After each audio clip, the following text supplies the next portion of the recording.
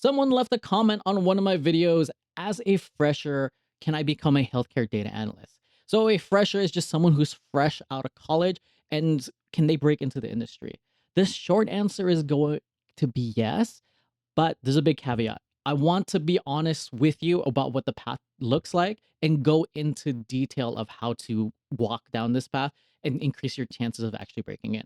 Because this isn't just a fresher question. This is if you're switching careers from another industry question.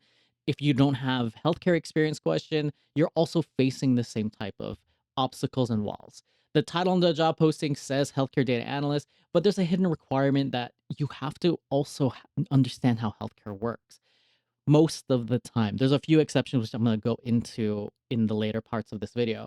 Most of the advice out there will make it seem like you just need to learn Excel, SQL, and a BI tool, build a portfolio, apply to some jobs, have a certificate, be competitive, and then you're in. But that's not how things work nowadays, and not in healthcare, especially if you don't have the domain knowledge yet. So what I'm gonna walk you through is first the job market data, what it actually says about your chances if you don't have the healthcare experience, and the numbers might surprise you. Second, the pattern I've seen across people who actually broke in, both from inside and outside from completely different industries. And then third, what happens to applications without healthcare experience from the hiring side. I've sat on the hiring panels, I've seen it, and I'm going to share what I've seen happen. And fourth, what I would actually do if I was starting from scratch today, whether I was fresh out of school, making a mid-career switch. And if you're new to the channel, my name is Jeff. I've been in healthcare analytics for nearly 15 years. I'm a business analyst consultant at a top Fortune 500 healthcare company. I've sat on hiring panels across multiple recruitment cycles, reviewing resumes, conducting interviews, participating in deliberations. And I started my own career as a temp data entry worker and then just worked my way up. So this isn't theory. I'm sharing what I lived and what I've observed, and I'm on a mission to help 10,000 people break into healthcare analytics, and I want you to be one of them. So hit that subscribe button because each week I share something tactical and advice to help you break in. Now, let's get into the reality of things and looking at the job requirements. So when we look at the 1 to 0 years of experience, that's going to be roughly about a third of healthcare data analyst job postings, depending on your area, if it has a high demand area. So that can sound promising, but the majority is going to be 2 to 3+ years. And it's going to show that it's more competitive and there's not as many entry level roles that exist.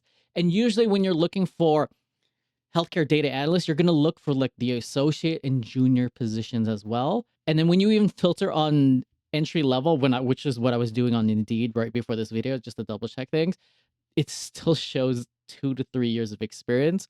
And I wouldn't consider that entry level. And here's something else that catches people off guard, whether you're a fresher or you're a career switcher, or you're somebody who doesn't have a degree, which is a question I get as well.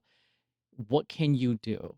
So you'll see some of the flexible education requirements, but what happens is that flexibility comes with a trade-off. So if you don't have the education, then that means you have to make it up with experience typically. So there's going to be a few postings that you'll see where it says high school degree, and then but it'll say equivalent experience, but you won't see both where there's no degree and no experience. They need you to also have relevant working experience. So for those people who always ask me, can I break in without a college degree? The way that you have to do it is usually internally with the relevant work experience, and then just prove yourself with your work ethic. Now, here's the other side. Healthcare is the fastest growing sector in the economy, where the BLS is projecting about 8.4 sector growth through 2034. And then if you look over here at this 15%, this is going to be healthcare information roles specifically are projected to grow about 15%. That's 5 times the national average. And analytics across all industries is growing at over 3 times the average. Healthcare analytics sits at the intersection of both. So when you look at the barrier is not demand, it's domain knowledge. It's saturated at who's competitive with you, and that there's more people that are just trying to meet the minimum requirements, but not trying to go above and beyond to stand out. because there's demand here, and there was a boom inside data analytics being and data analyst being a hot job, that a lot of people were just flooding into the market, and now it's competitive like every other job. Now you have to do more to be competitive. So when we look at healthcare data analysts, require minimum 5 years of experience in a business analyst role in healthcare related field, 3 years of experience in SQL or Epic reporting. Clinical data analyst, minimum of 1 year of experience in data analysis, healthcare experience required or preferred. See, you could have experience in an outside industry, but it's still 1 year of experience in data analysis and in analytics. This next one is Medicare customer service data analyst. So again, 1+ years of experience in specifically Medicare or a health insurance customer service. And then you have to have strong analytical and Excel reporting. And then when we look at the junior roles, these are going to be more of the real entry level roles when you're looking for healthcare analysts or data analysts that's inside a healthcare company. Look for specifically junior data analysts or healthcare analyst, junior analysts. So here, this one is going to be associate's degree or equivalent professional work experience, 1 to 3. This one's still 1 to 3 years of experience in data analytics, BI, or related role, but it doesn't say specifically healthcare experience. This one is going to be a junior data analyst developer, bachelor degree, or progress towards a degree in technical or quantitative field. In my experience, if you have the relevant work experience and you have a great portfolio, and you have good work experience with business impact, you can usually still apply even if you don't have a bachelor degree or a major that's technical, analytical, or quantitative. What you'll do is usually your experience, and the hiring manager will make that decision, and the recruiters, if the other parts of your experience make up for that. And I've seen people be able to progress through this. So just apply knowing that you probably will get filtered out, but there's still a chance that you could make it through. Here, it's 0 to 2 years of relevant experience, including internships, labs, and academic projects. So that's important for people who are still in school. Start working in school, get your internships, work for a lab, do some academic projects for your professors, figure out ways to get that experience, and then you can start looking at the various job requirements that you'll have when you actually graduate. And then this other one, this is a business operations analyst role. So one of the things I always talk about is going into an operations role where you get to touch the data, and then you have that as a bridge to get into a better like healthcare analyst role, a data analyst, a business analyst. Here, you must have a high school diploma and then at least 0 to 4 years of experience in a related field. A minimum of 4 years of relevant experience may satisfy degree requirements. So for the people who ask me those questions about do I need a degree, you can have a high school diploma, but it's a minimum of 4 years for this company to satisfy the degree requirements. I know far more people who broke into healthcare analytics from the inside of healthcare rather than the outside. So, some of the starting roles is medical records or billing. So, medical records, billings, claims. I've also seen coding. So, medical coders or admin. I've seen people move in from admin. And then one of the ones, I'll get more specific rather than just saying operations roles, is going to be I've seen pharmacy techs. I've seen pharmacy tech go into a PBM role. So let's dive into this a little bit of the journey. I'm not saying that this is the journey that you have to take, but this is a journey, and you can find similarities of different ways of being able to break into healthcare. So for what I've seen with farm techs is I've seen pharmacy technicians, they'll get their licensure, then they'll work in retail pharmacy, they'll have that pharmacy knowledge, they'll understand medications, formularies, how benefits and insurance work, how the whole healthcare system and different processes work. And then that knowledge translates directly into PBM operations. So PBM is pharmacy benefit management. And then these are the big healthcare insurance companies where they manage your healthcare benefit. From here, I've seen people transition into the operations roles of a PBM. There's so many various roles they can transition into, from customer service to prior authorization into formulary operations, because of their skill set on this side of the business.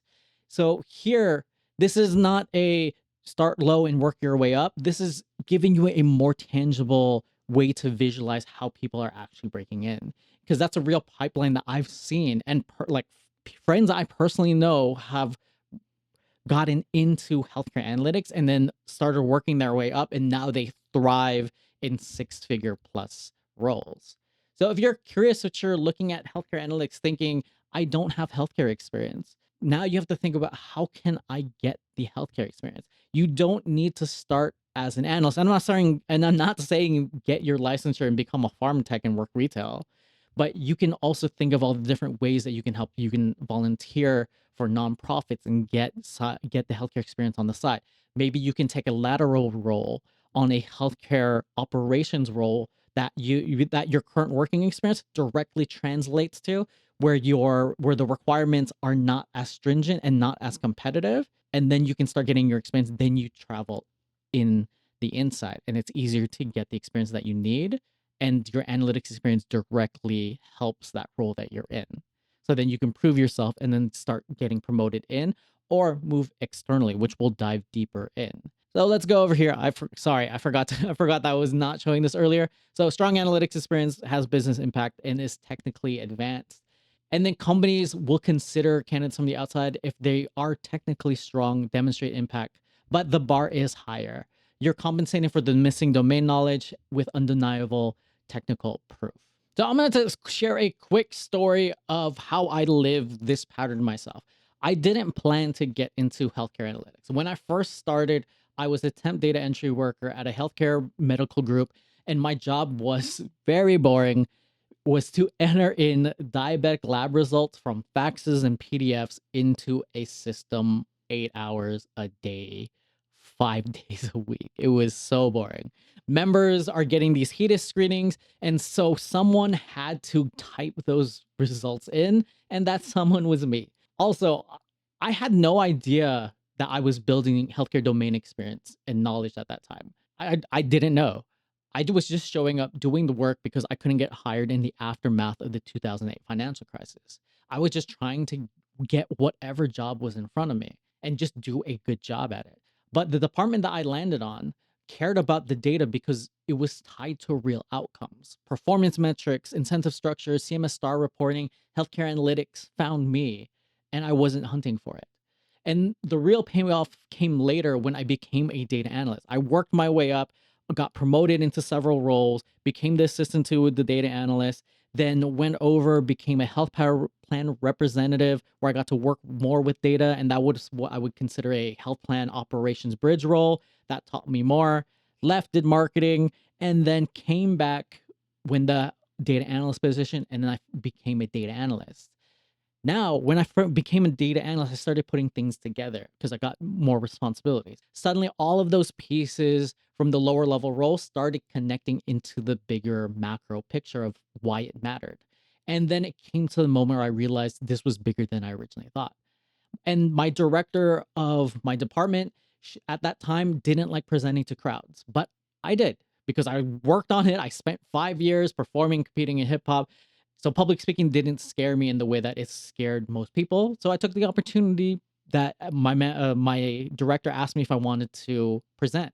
So what I did was I volunteered, and we walked into this massive hotel convention room where I was expecting just like a small standard meeting. But when I got in there, I had no idea that this was going to be chief medical officers, CEOs, CFOs, CTOs across all groups of the company, and everyone presenting on their results, how they got there, how they are improving, and what they could work on. Now I knew it was important, but I didn't realize it was that important. And there I was, this former temp who used to hide the clock entering fax data, now presenting our results and metrics to C suite executives because I stayed at the company, worked hard, and got promoted from within and retained all my healthcare knowledge and then kept stacking it and applying it to every role that I went into because that domain knowledge built on itself on top of my hard work. So that is the path. It's not going to be glamorous. You'll be invisible for a while, but one day you're going to get to reach your goals and be in places you never thought you would be able to, as long as you put your head down and keep improving and keep getting better. and then keep walking towards that goal. Now, here's what I would do if I was starting from zero today. If I were still in school, I would be working. This is actually a personal regret that I wish I was still working part time while I was in school, not just studying. What I would do is I'd be tactical. I would make sure to get into a healthcare role, even if it's a lower role, even if it's an admin role. It could be medical records, could be building, it could be coding, it could be anything that just helps put me into the organization, working with and around data and learning the business and learning different workflows and how everything works. And ideally, you want to find a position where data analytics skills that you're building could be used in my actual role, where I would personally volunteer for projects that would help my boss and help the department. So I would learn all of the skills the traditional way, and I'd also learn how to use AI to accelerate the work because now both matter. I'd also, like I said, chase a good internship that could realistically hire me after I graduated. The intern to full time pipeline is one of the strongest paths and is one of the most common paths I see for people who are freshers, fresh out of college. So, getting a great internship is important. Working during school is important. And the people that I knew that found jobs easily were the people who did that. Now, if I were a career switcher and already working, maybe in my late 20s, 30s, my approach would be different, but the principle is still the same. Get inside healthcare first. The analyst title will come second. If you can't get into a specific analyst role, just get in the door and then start applying your healthcare analyst skills and then move up internally. So this is also going to apply for people who are fresh out of college as well.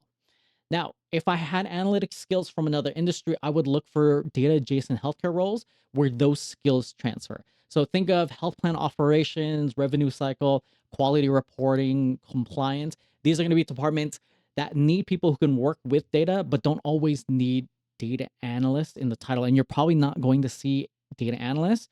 You're probably going to see analyst of some type. Maybe it could be coordinator, maybe it could be specialist.